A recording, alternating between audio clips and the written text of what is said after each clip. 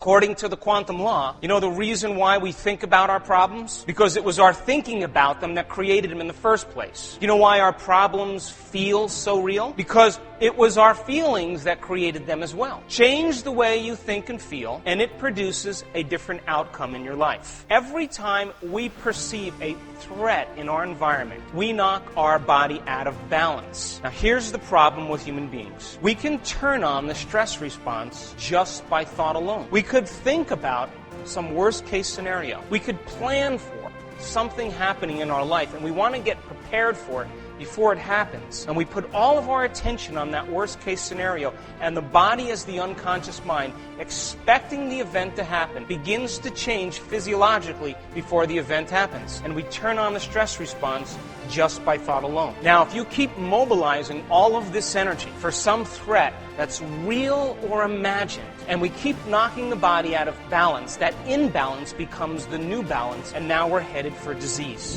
Dr. Joe Dispenza is a leading expert in the world of neuroscience and epigenetics. His transformational journey began after a brutal cycling accident when doctors told him that he would never walk again. He has since gone on to write several New York Times best-selling books, become one of the highest paid speakers in the world, and inspire millions of people globally with his story. In this exclusive speech from the Celebrate Your Life stage, Joe Dispenza explains how to deal with stress, produce new outcomes in life, and achieve lasting change. Special thanks to Liz Don for partnering with us to release this exclusive content on our YouTube channel. Enjoy. Do you know that you are made of atoms? And atoms are 99.9999 with 13 zeros after it, percent nothing. And 1.000 with 13 zeros after it, percent something. So you are more energy than you are matter. So how come we keep all of our attention on that small percentage of particles, and we spend so much less attention putting our awareness on the invisible? This short time together today is to explore that 99.999% empty space that is filled with possibility and potential. So if we're keeping our awareness on that 0.00001% of reality, do you think that we may be missing out on something? So the person next to you is an illusion of energy, gravitationally organized light that's sending and receiving information based on how we think and how we feel. So then, if you live your life every single day remembering who you think you are based on a body living in a particular place in the environment, living in some time, then we are living by the laws of the body, the environment, and time. So, middle-aged woman, she's raising her children, she's happily married, things are going really well. All of a sudden, her husband comes home and announces that he's leaving her and going to Buenos Aires with his 2 secretaries. Now, the trauma of this event produces a very strong emotional reaction. And the emotional reaction that's created knocks this woman's brain and body out of balance. And she's so shocked by the experience and the rush of chemicals that are created from that event that every time she thinks about the event, what she doesn't know is she's producing the same chemistry in her brain and in her body as if the event was happening. And the body, as the unconscious mind, does not know the difference between the event that created the emotion and the emotion she's fabricating by memory alone. To the body, it's living in the same environmental circumstances 24 hours a day, 7 days a week, 365 days a year. So she goes through all of those reactions. She hates, she judges, she resents, she feels victimized. All of those chemicals all along are running. And those strong emotions are driving her very thoughts, that are driving her very behaviors. And she keeps this emotional reaction lingering for days on end. And people say to her, "Why are you this way? What's wrong with you? And she says, I'm in a mood. Why are you? Well, my husband left me for the 2 secretaries. And that same emotional reaction is lingering now for weeks or months. And they say, oh, she just has an angry temperament. And if it runs for years on end, the same emotion means that she's living her life based on the memory of who she thinks she is, connected to some past experience. And we would say now, that is part of her personality. And you would say to her 20 years later, why are you this way? And she would say, I am this way because of this experience that happened to me 20 years ago. What she really is saying is, 20 years ago, an event happened that knocked me out of balance. It produced such strong emotions that it branded me. And I haven't been able to change in the last 20 years. And it's become so much a part of my identity that I'm believing that I am something connected to my past. And you would say to that woman, why don't you change? And she would say, I can't change. You see, you don't understand. This event is the reason I am the way I am. And it's this person's fault in this condition. Different woman now, raising her children, married happily, she thinks. And her husband comes home and says, I'm moving to Madrid with my 2 secretaries, and I'm going with the mailman also. Now, this woman goes through the same emotional reactions, emotionally. She's angry, she's hating, she's judgmental, she's insecure, she's fearful, she's resenting. But she reaches a point where she becomes conscious that these emotions aren't loving to her, that living by these emotions are making her sick. And she says, well, if I truly loved my husband, what piece of knowledge could I possibly apply in this situation to overcome these emotions? And so she reads a book on self-love, and she reads a book on unconditional love and forgiveness. And she begins to sort out in her mind that if she truly loved her husband, she would let him go and free herself as well. So no matter how difficult it was in the moment, she makes the decision. And when she makes the decision, she decides to go to school and get a degree and raise her kids by herself. She works during the day, goes to school in the evening, takes her kids to all their sports, sacrifices and does all these things. Finally, she scores a new job. She puts her kids through college. She falls in love with the vice president of the company. They travel all over the world. They buy a house in the south of France. Her kids get married and have grandkids. And you approach this woman 20 years later and you say to her, yeah, but your husband left you 20 years ago. She says, that was the best thing that ever happened to me.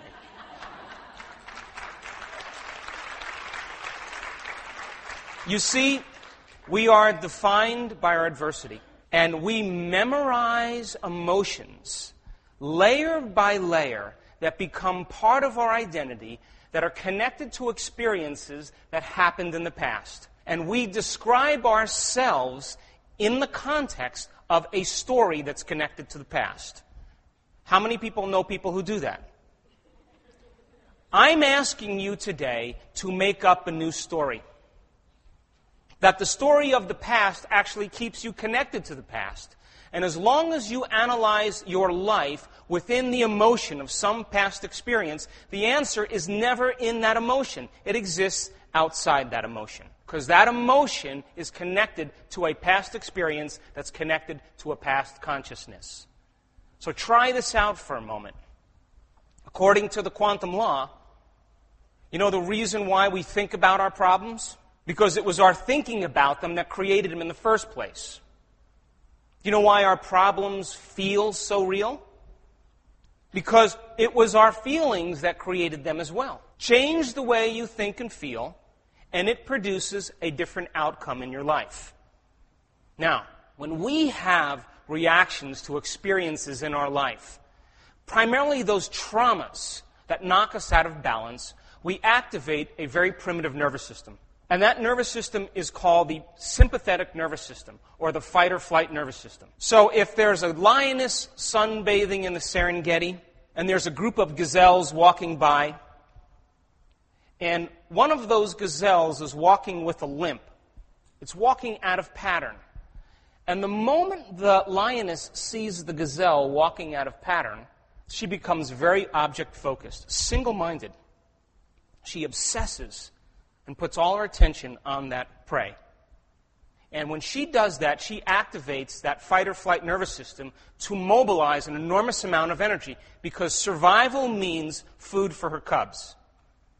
Now, the gazelle who's strolling along, minding her own business, all of a sudden sees these eyes looking through the brush. And the moment she recognizes the predator, she turns on her fight-or-flight nervous system and mobilizes all of this energy for a threat. And when she mobilizes all that energy and the chase begins, if the gazelle outruns the lion, 15 minutes later, it goes back to grazing. That's called a short-term stress. And every organism in nature is designed for short-term stress. Now, stress is when your body is knocked out of balance. Stress is when your body's knocked out of homeostasis. The stress response is what your body innately does to return itself back to order. Now, we pretty much have three types of stress. We have physical stress, like trauma, accidents, injuries, falls. We have chemical stress, which is like pesticides and pollutants and heavy metals and flus and allergies and hormones and foods, blood sugar levels. And then we have emotional stress. Traffic jams, internet connections, second mortgages, single parenting. And when human beings, every time we perceive a threat in our environment, we knock our body out of balance. Now, here's the problem with human beings. We can turn on the stress response just by thought alone. We could think about some worst-case scenario. We could plan for something happening in our life, and we want to get prepared for it before it happens. And we put all of our attention on that worst-case scenario, and the body, as the unconscious mind, expecting the event to happen, begins to change physiologically before the event happens. And we turn on the stress response just by thought alone. Or we remember some past experience that's happened in our life, and we attend to it to such a degree, to the exclusion of everything else, that we produce the same chemistry in the brain and body as if that event was happening. And the body, as the unconscious mind, begins to be strained to either live in the future or live in the past and never live in the moment. Now, if you keep mobilizing all of this energy for some threat that's real or imagined, and we keep knocking the body out of balance, that imbalance becomes the new balance, and now we're headed for disease. Now, here's the problem. Those chemicals of stress, when we react to something trauma in our life, it produces a drama, because those chemicals of stress that mobilize all of this energy are highly addictive. They give the brain and body a rush of energy. When the gazelle is being chased by the lion, or the lion's chasing the gazelle, and they are in survival, and all that energy is being mobilized, the brain wakes up, the body wakes up, and there's a jolt of energy. Now, you and I, when we live by those hormones of stress, and those hormones create that rush of energy that's highly addictive, we begin to become addicted to the problems and conditions in our life so that we can reaffirm our addiction to remember who we think we are as a somebody. In other words, the problems in your life, the bad relationship, the poor job, the unhealthy circumstances, we keep those things in place to reaffirm the emotion that we're addicted to remember who we think we are based on some past trauma. Now, when we live like that, those chemicals then begin to cause us subconsciously to crave the experiences in our life, or to reaffirm the experiences just so that we can get that hit. And so we look for the conditions in our life, and when we reproduce the same effects, we get to cause a reaction within our body and say it was something outside of us that caused us to feel this way. Now, when the gazelle is being chased by the lion, and it's mobilizing all of this energy, that gazelle is only concerned about three things: its body, the environment, and time. In other words, oh my gosh, there's a predator on my tail. I better take care of this body. Where in my environment am I going to go, and how much time do I have to get there? And when we live by stress, you and I, we obsess about our bodies. We obsess about our body parts, what we look like, what our hair looks like. We obsess about things in our environment, what we have and what we don't have. And we obsess about time. And because the chemicals of stress cause us to focus on those three things, we begin to focus on that 0.00001% of reality. And we begin to define reality as materialists with our senses, because reality becomes very real in that moment. And when we live by those chemicals of stress, we begin to become very selfish, self-involved, self-indulgent, very self-centered, self-important, because the self then is identified as a body in the environment and in time. But that's not who we really are. And the emotions that are created by those chemicals of trauma are anger, hatred, frustration, aggression, fear, anxiety, insecurity, pain, suffering, hopelessness, powerlessness. Those are the emotions that are created by the chemicals of stress. And those emotions endorse the ego to remember who we think we are as a body in the environment and time. And if we keep turning on the stress response and we can't turn it off, now we're headed for some disease. So what was once highly adaptive in survival, we're being chased by a lion, we better turn on that fight or flight nervous system. But when you're going to the same conditions in your life, and you're seeing the same coworker, or the same relationship, or the same place that produces the same experience, now all of a sudden becomes highly maladaptive. And all of this energy that's being mobilized because of our perception of the way we think things are causes no energy for growth and repair in the body. And so the systems begin to break down. What happens if you keep turning on the fight or flight nervous system and all the blood's going to your extremities and away from your internal organs? What happens to your digestion if you keep that response running? You have some type of digestive disturbance.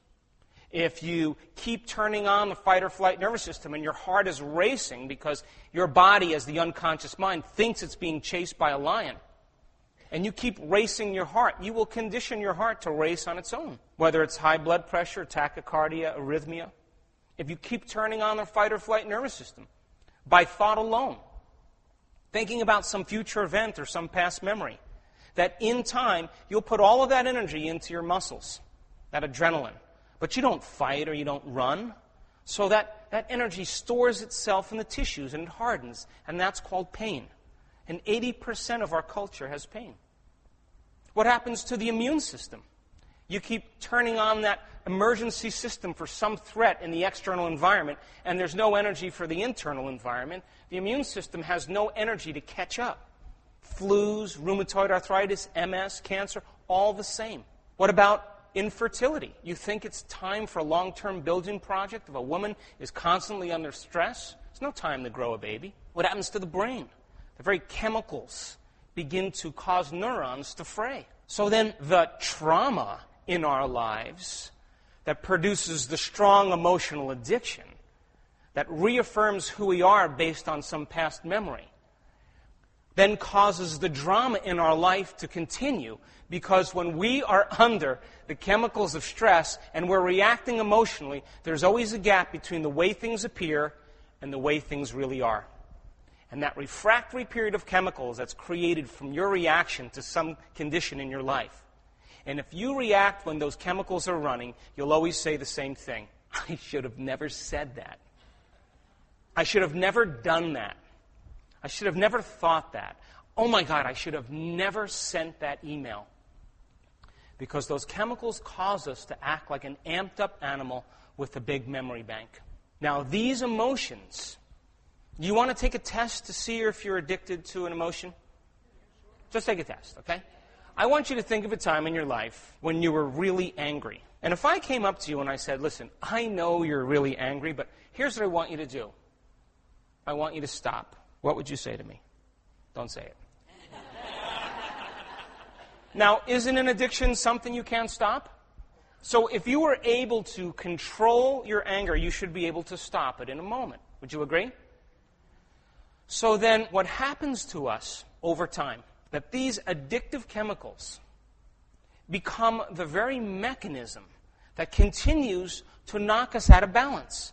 And those chemicals begin to dysregulate or downregulate the genes that begin to create disease. So then, if we can turn on the stress response just by thought alone, that's how powerful we are, and those chemicals are highly addictive, and they begin to push the genetic buttons that create disease, then it's our very thoughts that make us sick. So then, if our thoughts make us sick, can our thoughts make us well? That's the question. So that woman then who was jilted by her husband, she works now in really poor conditions, and her boss disrespects her because that's the energy she puts out. He has attention deficit disorder, so she does all of her work in his. She's working late at night, going to bed late, getting up early, preparing for the most important day of her life, for a promotion. And she's missing meals. She's drinking a lot of coffee. She's doing everything she can to keep herself going. And so she's getting ready to catch a plane to fly to Chicago to do this big presentation. And for 2 weeks, she's been preparing for it. Now, she's taking her children to her mother's house to drop them off before she catches her plane. And her mother's going to take the kids to school. Halfway to her mother's house, her daughter forgets her ballet slippers. So now she has to rush back to the house. Now time is becoming an issue. She rushes and drops her children off at her mother's. She gets on the freeway to catch the plane, and the freeway is jammed with traffic. Now her heart rate starts to pick up. She's knocked out of homeostasis. She thinks she's going to miss the plane. So what does she do? She pulls over on the side of the road, rides along the shoulder of the road, breaks the law. She gets to the airport now. There's a huge security line. She cuts in line. People are yelling at her. Only the New Yorkers that moved to Phoenix are yelling at her. And she's crying hysterically. She grabs her bags. She runs to the gate. She gets to the gate now. She's the last one on the plane. She sits down on the plane, and when she sits down in her seat, all of a sudden she notices her heart starts to race, and she starts to feel this visual narrowing, and she can't catch her breath, and she starts feeling like she's losing control. What is she having? Panic attack. But here's the deal. The moment we notice a change in our internal chemistry, the moment we're knocked out of balance, we always look around in our external environment to see what's causing it.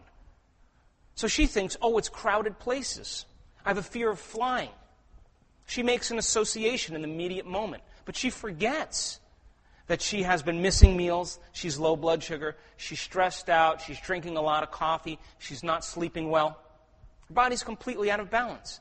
And by her worrying about her presentation, her body as the unconscious mind was getting the same chemicals over time, and she conditioned her body to memorize anxiety better than her conscious mind.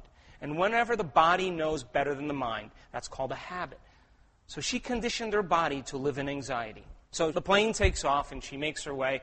She does her presentation. She's driving home. After she lands, she has to pull over on the side of the road. She has another panic attack. Now she can't even control it. And as she begins to worry about the next panic attack, by the very means of worrying, it's actually reinforcing the condition. So then she gets home and she realizes that she calls a friend, and her friend says, oh, you had a panic attack. So then she goes to the doctor, and the doctor says, oh, you have a chemical imbalance in your brain. You see, it's a hardware problem. It's circuits and chemicals and molecules. And here, take this drug, and this drug will help balance your brain. Now, here's the question. Even though she's using the chemicals to balance her brain, is she healed from the condition? You know why? Because the insight of having a chemical imbalance changes nothing, right? And the fact that she has a fear of crowded places and flying, she will still avoid them. So she's walking with her girlfriend now on the street, and her girlfriend says, oh, you know, you should see my psychologist. So then she goes to the psychologist, and the psychologist says, no. It's a software problem in your brain. You see, your father was very overbearing, and he was a perfectionist, and you feel, overburdened every time you get in a stressful situation. And she has this amazing insight. Now, even though she has the insight, does it change her condition? So then she goes to the psychic. And the psychic says, you were burned at the stake in Carcassonne in the 1500s. You are a charismatic Christian. And she feels so important in that moment. Now, even though she has the insight, does it change her anxiety? So then she goes to the astrologist. And where is Mercury? Now, even though she understands Mercury is in retrograde, does it heal her anxiety? Now, listen. There has to be a new model that has to be created. Because every time we have a thought, we make a chemical. And if we have a great thought, or an unlimited thought, or a joyful thought, our brain turns on a set of circuits in a specific combination and sequence that produces a level of mind that turns on another part of the brain that creates a chemical for us to begin to feel exactly the way we were just thinking, great or unlimited or joyful. By the same means, if we have a negative thought or an insecure thought or an unworthy thought, we turn on a different combinations of neural circuits that produces a different level of mind, that produces a different chemical that makes you feel exactly the way you were just thinking, negative or unworthy or insecure. Now, here's the deal. The moment we begin to feel the way we think, because the brain is in constant communication with the body, we begin to think the way we feel, which makes more chemicals for us to feel the way we think the way we feel, and feel the way we think. And the cycle of thinking and feeling over time creates what I call a state of being. And if we can't think greater than how we feel, or feelings become the means of thinking, we'll never change. To change is to think greater than how we feel. Now, the redundancy of this cycle of thinking and feeling and thinking conditions the body to memorize that emotion better than the conscious mind. Now, 95% of who we are by the time we're 35 years old sits in a subconscious memory system, a set of memorized behaviors and emotional reactions that run like automatic programs behind the scenes of our awareness. And we call that an identity or a personality. So how many people here, well, you'd have to be over 35 for this, but couldn't consciously remember a phone number on their phone? But you walked over to the receiver and you picked the phone up and you went like that. Well, what's up with that? You can't consciously remember it, but you practiced it so many times, you experienced the same event enough times that your body knew better than your mind. Now, 95% of who we are is a set of memorized behaviors that run just like that, in which the body is the mind. So would you agree then, if you had an insecure thought, all of a sudden you begin to feel insecure? Come on. The moment you begin to feel insecure, you would think more insecure thoughts. Then you begin to feel more insecure, and then you think more insecure thoughts. And if you did this long enough, someone would say, what's up with you? You'd say, I am insecure. And whenever we say, I am anything, what we're saying is our mind and body are working together. Our thoughts and feelings are aligned, and we are in a state of being. So then all of a sudden, we have this insight. Oh my God, I can't live like a victim any longer. Today I'm going to stop. No more complaining. No more blaming. No more making excuses. Of course, if you're Italian, no more self-pity. You're just going to stop today. Just going to stop it. Now remember, you've been doing this for 20 years because you had some experience that branded you emotionally, and it turned into a mood, and into a temperament, and ultimately into a personality trait. And your personality is based on the past. And when you live in that state of thinking and feeling and feeling and thinking, your body, as the unconscious mind, is literally living in the past. And you can't go to a new future holding on to that emotion of the past. So you have this insight, and you say, that's it. I'm not going to think the thoughts of a victim. I'm not going to behave and complain and make excuses. I'm not going to feel this way. I'm just going to become somebody else. It all starts out really good for about 2 hours. But remember now, the body's the mind. The servant has become the master. Because we've conditioned it that way. All of a sudden, you're breaking this chemical continuity, and the body kind of goes like this. Hey, what's going on up there?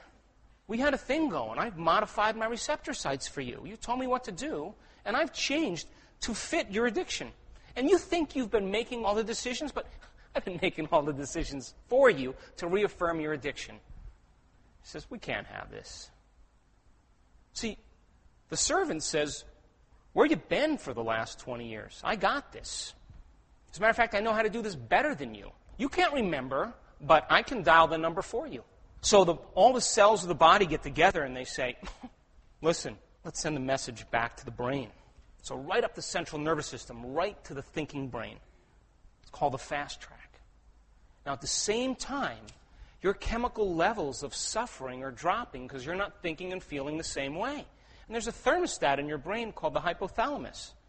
And it notices that you're not getting the same rush of emotion. And the body wants to recalibrate back to its familiar self based on who we think we are. So it sends a message to the thinking brain. That's called the slow track. And the next thing you know, you start to hear those voices in your head. Oh, you know what? It was my ex-husband's fault that I am this way. My mother was that. I don't feel like it. Tomorrow's a better day to start. And that's the body sending messages back to the brain. But just because you have a thought doesn't necessarily mean it's true. But when we respond to that thought as if it's true, consciousness immerses itself back into the program, and we return back to the old self, thinking the same thoughts, performing the same actions, living by the same emotions, but secretly expecting something different to show up in our life. Now, to change is to begin to go into the operating system of the subconscious, where all of those programs exist. To become conscious of your unconscious thoughts. To become familiar with your unconscious behaviors that are subconscious programs. To begin to look at those emotions that have always been there, that have become so familiar that we think it's who we are. But those are just chemical memories from the past. My name is Liz Dawn, and I'm with Celebrate Your Life Events. And the presentation that you've been listening to was recorded live at one of our Celebrate Your Life conferences. And this program was created exclusively for Evan's audience. And I'm super thrilled to share this information with you. So come check us out. Take a look at all of our retreats and programs and conferences that we have to offer. Click the link below, and hopefully I'll see you in person. All right, now let's get back to the presentation. The word meditation in Sanskrit means to cultivate self. To cultivate self. So then, if you eliminated the environment and you no longer were taking in the same information, and you began to observe yourself and look at who you were, and you began to look at how you thought and how you behaved, the mere fact of your observation of yourself would mean that you could no longer be yourself. You're something observing yourself. And that level of awareness begins to separate ourselves from the program. Now, most people don't want to do that. They'd rather get on the, TV and with the remote, or they'd rather get on a cell phone and complain, or get on the computer to distract them from that feeling. We use everything outside of us to try to make these feelings go away. And that's what creates addictions. Because behind every substance addiction, there's an emotional addiction that most people can't overcome. And there's an innate desire to want to overcome it. But everybody thinks it happens outside of us. So to cultivate self, these masters come out of the Himalayas, they're walking through the fertile valley, and they're healing the sick, and they're performing all of these miracles. And the villagers say to them, how in God's name do you do this? And they say, you have to cultivate self. You have to dig up the old self and plant a new self. How many people here have actually planted a garden? Planted something. Now, what if you left the plants from the past year and you left those weeds that went by unnoticed by you that represent those thoughts that slip by, and you never tenderized or fertilized the soil, and you left the rocks that sifted to the top that blocked potential, and you cast your seed on that plot of land? What kind of fruit would you bear? But what if you pulled out the past and you pulled out those weeds and removed the blocks that were your emotions and tenderized the soil and planted a new garden and cultivated it every day with your mind, your attention, and your inspiration? So then, to cultivate self then means to break the habit of the old self and reinvent a new self. It's to unlearn who we used to be and relearn who we want to be. To what we call in neuroscience, prune synaptic connections. And for those of you who come to the workshop tomorrow, I'll show you pictures of what that looks like. And sprout new connections. To unmemorize emotions that exist in the body, then recondition the body to a new mind or new emotion. To deprogram the old self and reprogram the new self. To pull the energy out of the past and begin to create an energy into the future. Now, do you ever notice when you're in a state of creation, when you are inspired to create something, that you become so present in the moment, so involved with what you're thinking about, what you're doing, that you forget about yourself? Did you ever notice that? That's my definition of creation, is when I forget about me. And when you pay attention to such a degree that there is no body, there is no thing, there is no time, you go from keeping that hindbrain that's turning on the chemicals of stress to activating the forebrain, the crowning achievement of the human being.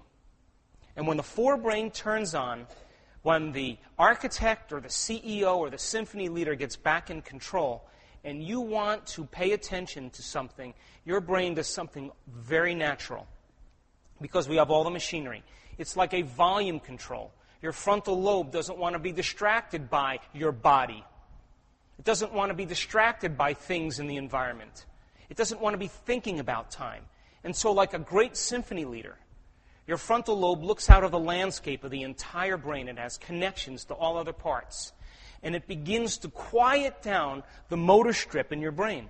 And when it cools off the motor strip, and there's no brain activity in the motor strip, there is no mind in the motor strip any longer, and you become very still. And then it cools off the sensory strip, where you feel your body. You feel your arms and your legs and your face. And if there's no brain activity in the sensory strip, there is no mind to process your body. You become nobody. There is nobody. And it cools off the circuits in the parietal lobe that have to do with your sense of time and space. And if there's no brain activity to process time, there is no time. And it cools off the association centers in the temporal lobe where you identify with your problems and the people in your life. And if there's no brain activity there, then there is no identity. There is no body. And it cools off the emotional centers. And when that happens, the thought that you're thinking literally becomes the experience. And the brain captures the thought as the experience and upscales the hardware to look like the experience has already happened. Now, we do this all the time. You can drive down the road on the freeway, and you can be so involved with what you're thinking about that you just drove 45 miles. You didn't see anything in the environment. You didn't feel your body. You lost track of time. Well, who's driving the car? That same exact state is the state that we create in. Now, isn't it ironic? Think about this. In order to change something in your environment, i.e. your life, to change something in your body, or to change some potential line of time, that in order for you to have an effect on that, you have to become nobody. You have to become no thing. You have to become no time. You see, you can't walk through the door into the quantum field as a somebody. You've got to walk through as a nobody.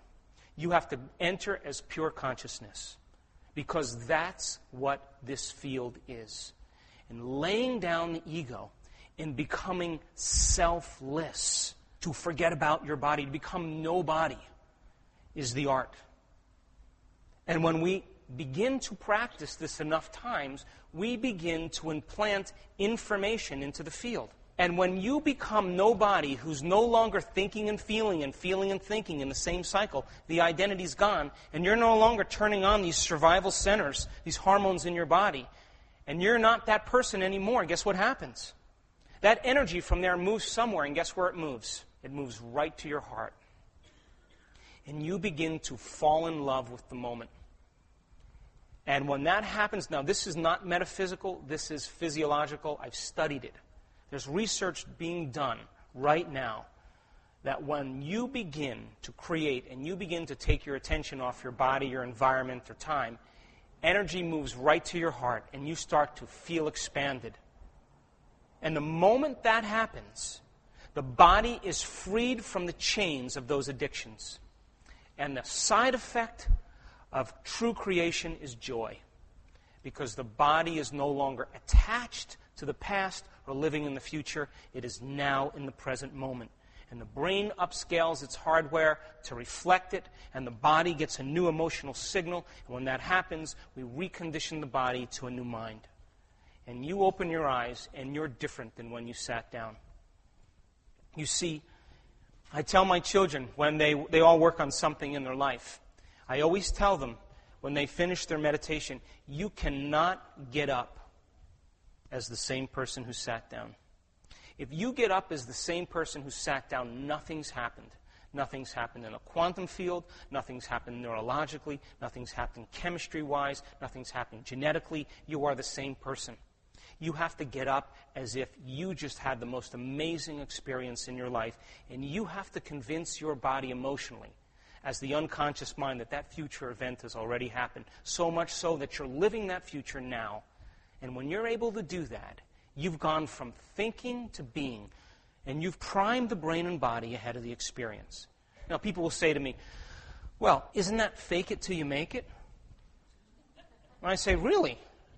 How many times have you driven down the road in your car, and you start thinking about telling off that coworker? Oh, I wait till I get there. I'm going to tell her this and do that. You start rehearsing what you're going to say and do. And then you get yourself so worked up that the thought becomes the experience. And you begin to produce the chemicals in your body. And your body begins to believe it's living in that future now. Then you go, no, I'm not going to tell her off. I'm going to go get the boss. And we're going to walk in there together. And then you plan this whole nother scenario. And you're pumping all this adrenaline. No. You know what I'm going to do? I'm going to write an email. And then you're driving in the car and you're writing this email. Oh, no. You back up and you're writing this whole thing. And the thought that you're thinking is the experience, and your body, as the unconscious mind, is living in that future and preparing it for the event ahead of the actual event. And then you say, no, I'm going to quit. And you get to your job, you open the door, you walk out and you slam the door. Hello, walking, talking maniac. And all you did was drive to work. That's how powerful we are.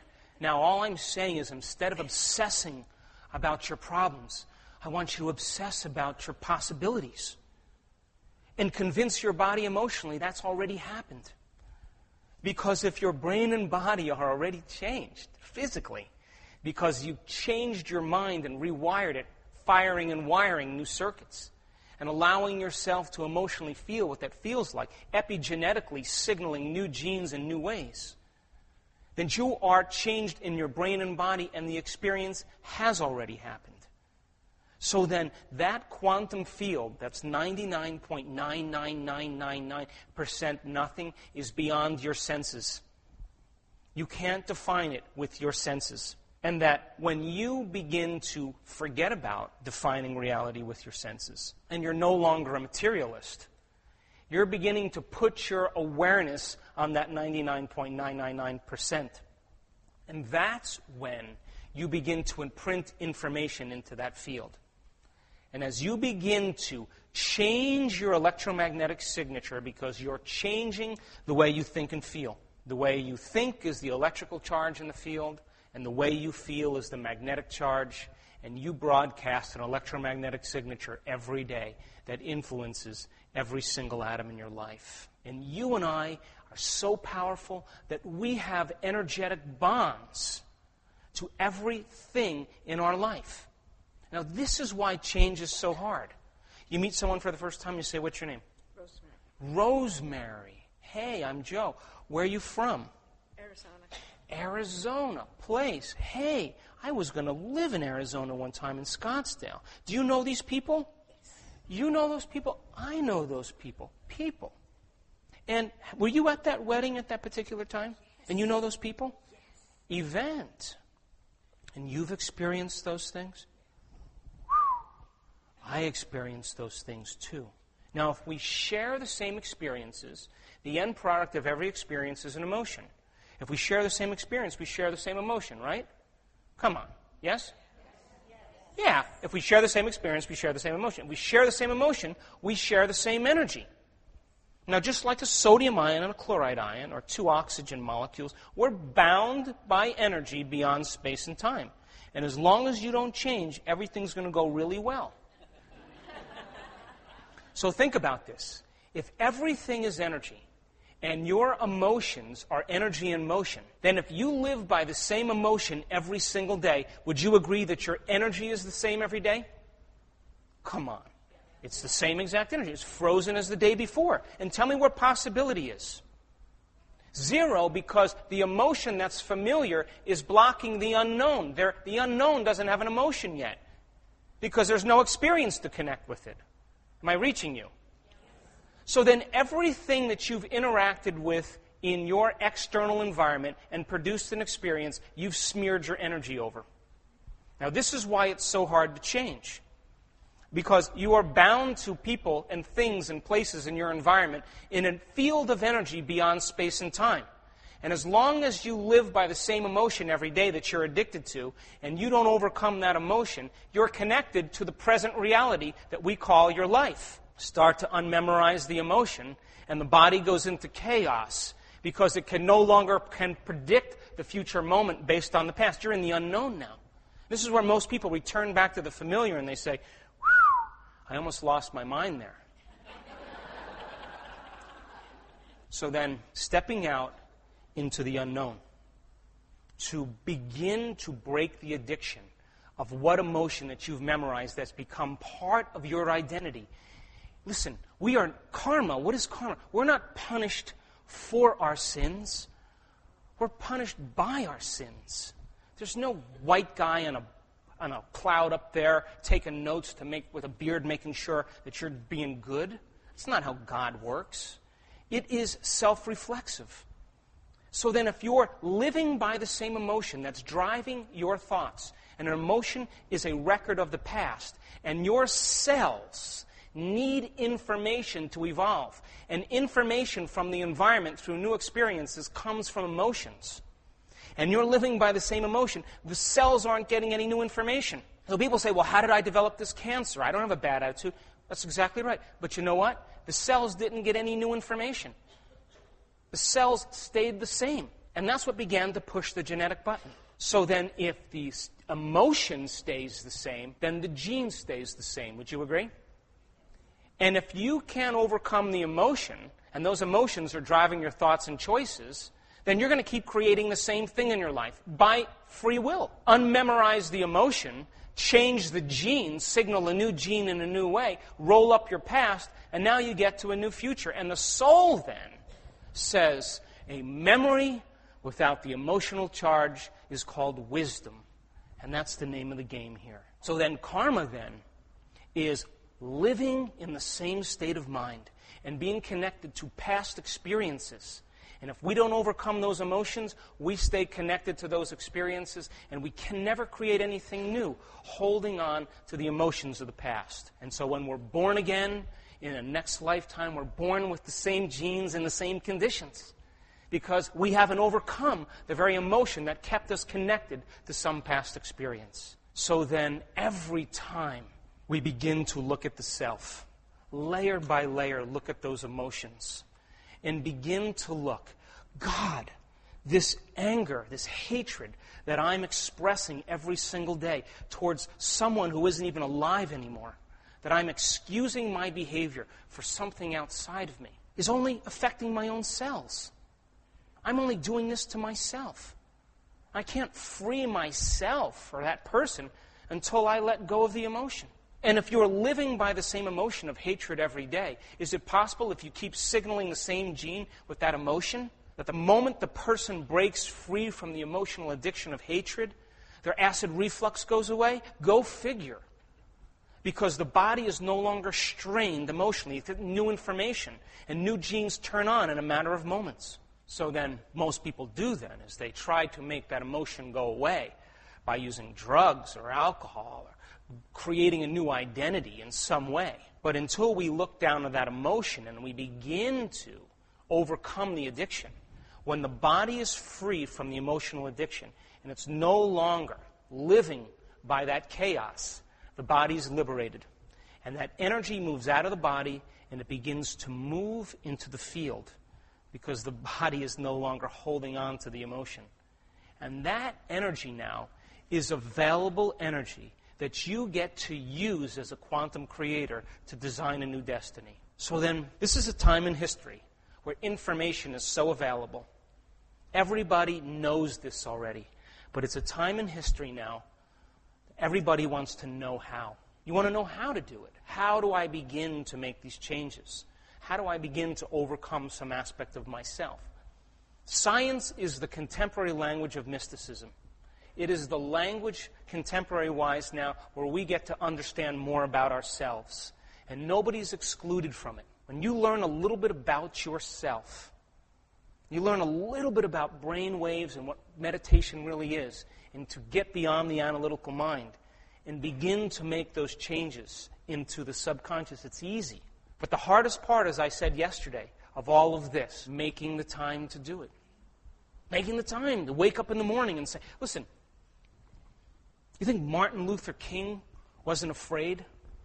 He wasn't afraid. He was afraid, but you know what he said? Let me remind myself who I'm not going to be today, how I'm not going to think, how I'm not going to act, how I'm not going to feel. Let me become so conscious of who I no longer want to be, and let me remind myself who I do want to be, how I am going to think, how I am going to act, how I am going to feel. And I'm not going to get up until I am this person. And when I am this person, and I move into the state of being, I'm connected to something greater. When we live by the chemicals of stress, we are always trying to force the outcome. You know what I mean? We are always trying to predict it. We're trying to control the outcome. And we're trying to control it because we're trying to control something that is uncontrollable, which is the field. And how can something new happen in your life when you're trying to control the outcome?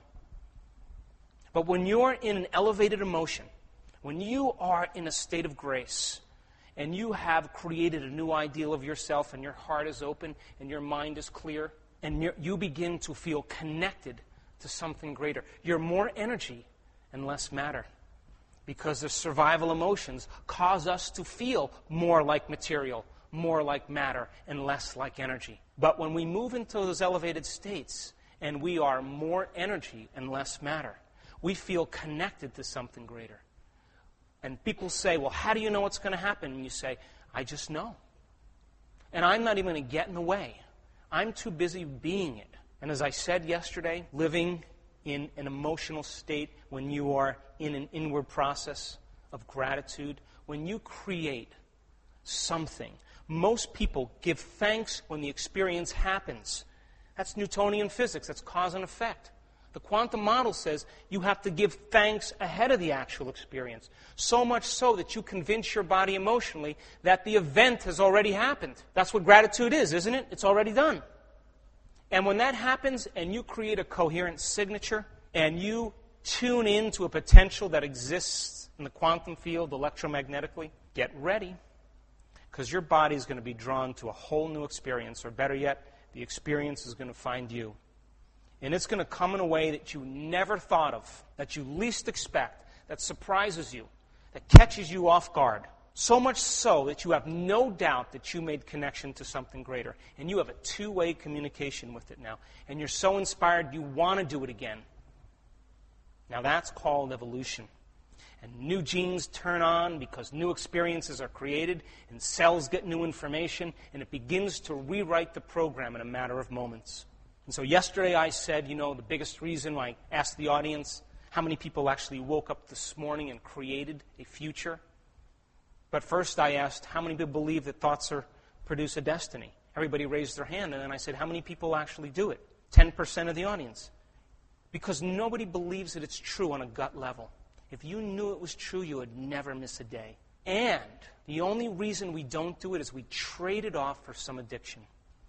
Because when we live by some emotional addiction, we are more convinced that we're matter and less energy. So nobody chooses us. We choose ourselves. We have to then begin to ask ourselves some important questions. What is the greatest expression of myself that I can be? To be reborn again in the same life. Your brain will literally reorganize its circuitry to reflect the new consciousness. And the body genetically will begin to be signaled with new information. And if you can signal your body emotionally ahead of the actual experience, then be prepared because the experience has already happened. And if you're living the same life, and you're living in routine and nothing's happened to you, no new experiences are happening, that's because those emotions are driving your thoughts and your behaviors. And if you can predict the emotion or the feeling of every experience, tell me how the unknown is going to show up in your life. Tell me. Because that feeling is a record of the familiar. We have to then understand that the inward journey is about making thought more real than anything else, to such a degree that the thought that we're thinking becomes the experience, and the experience produces an emotion. And we begin to give thanks or fall in love or open our heart ahead of the actual event, and we begin to signal the body genetically before the experience happens, so now the experience finds us. And when it finally shows up, it's way better than we ever imagined. And it catches us off guard to such a degree that we are humbled and empowered in the same moment. And nobody is so special. No one is so special to be excluded from this. I don't care the color of your skin, your gender, your past. I don't care about any of that. Hardest part of all of this is making the time to do it.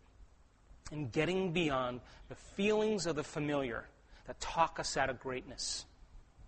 We talk ourselves out of greatness because of some emotion that we think we are. So, Pavlov takes a volunteer dog, straps him to a table, rings a bell, feeds him a meal, comes out the next day, does the same thing. What happens after a few days? He can ring the bell and no food, and the dog, listen to this, autonomically or automatically, its body begins to change physiologically ahead of the actual experience. Now, if you're addicted to an emotion, it's no different than being addicted to chocolate. If you were addicted to chocolate and I slid a chocolate cake in front of you, what would happen in a matter of seconds? You start hearing these voices. Oh, go ahead, just take a bite. No, everybody else is eating it. Why don't you just eat it? You start tomorrow, All that chatters, that's the body sending signals to the brain. That's what an addiction is. Now, what happens if you take one bite of the cake? You eat the whole cake. Then you feel guilty. So then, would you agree, though, if you broke the addiction to chocolate, you wouldn't autonomically or automatically start to salivate and your stomach start to growl? If you broke the addiction, I could slide the chocolate cake in front of you and you could eat it or not eat it. Would you agree? So why do we keep returning back to the same self?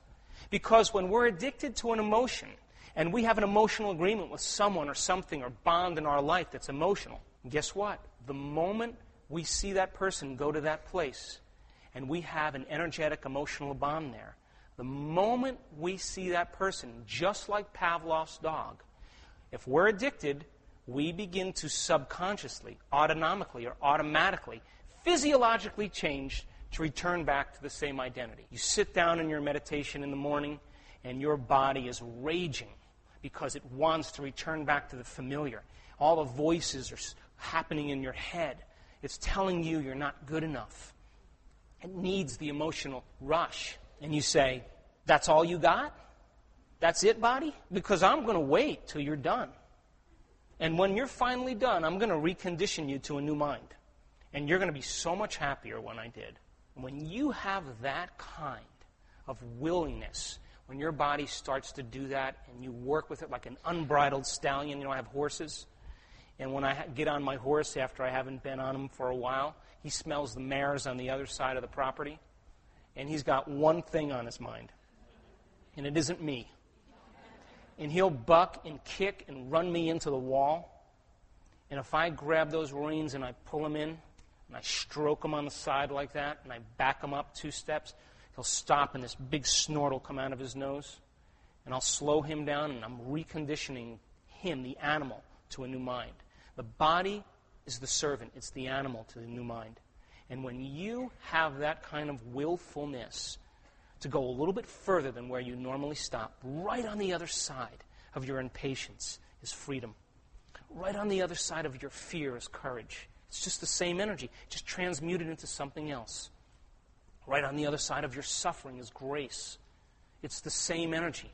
And when you break the addiction in your inward practice, in the morning, you overcome yourself, you walk back into your life and the emotion is no longer in you. You could stand in front of your enemies, you could stand in front of the conditions in your life, and you wouldn't automatically respond because it's no longer in you. And all you see is who you used to be. And when you see that, you have compassion and love and caring, and you're not knee-jerking in the same response, matter to matter, particle to particle. There's a time in history right now, as I said yesterday, to demonstrate greatness. If you don't like the war, then stop arguing with your neighbor. You can't stand up for war if you're at odds with somebody. You can't. You can't say peace be with you and then have hidden agendas. You can't have a judgment about the government and its deception if you're deceiving people. First, you got to take that away. If you don't like greed, start giving. Demonstrate it in every area. Lead by example. So that people say, I don't know who you are or what you are, but I want what you have. And when you change your energy because you change your emotions, you change your life. And so what if you woke up in the morning every day, and instead of getting up and remembering yourself as the same person, slipping out of your into your slippers, shutting the alarm clock off, walking to the mirror, remembering who you are, to define who we think we are? What if you said, I'm going to become somebody else today. I'm going to have a new story. But here's the deal. I'm not going to get up until I am it. And I don't care how long it takes, but if I could overcome some aspect of myself today, who would benefit from that? First, myself. Then my family. Then my community. The people I work with. We have lived by these limited emotions for too long. For generations. And we have been pushing the same genetic buttons that create the same genetic conditions in our life. And our karma then is written in our genes. And when we overcome the emotion, we overcome the gene, and the body begins to change, and we make our way towards wisdom. And as those circuits in the brain are pruned away, and the genes are no longer signaled emotionally, and the body reorganizes itself to a new mind, all of that information is now stored in the soul. And the soul then only wants one thing: new experiences, new opportunities, new knowledge, new adventure. And that's then when we get to celebrate our life. Thanks for listening. To see another amazing Joe Dispenza talk, check out the video right there next to me. I think you'll love it. Continue to believe, and I'll see you there. The concept in neuroscience says that nerve cells that fire together wire together. And it's the repetition of how we think and how we behave and how we feel that causes gangs of neurons over time to repeatedly fire.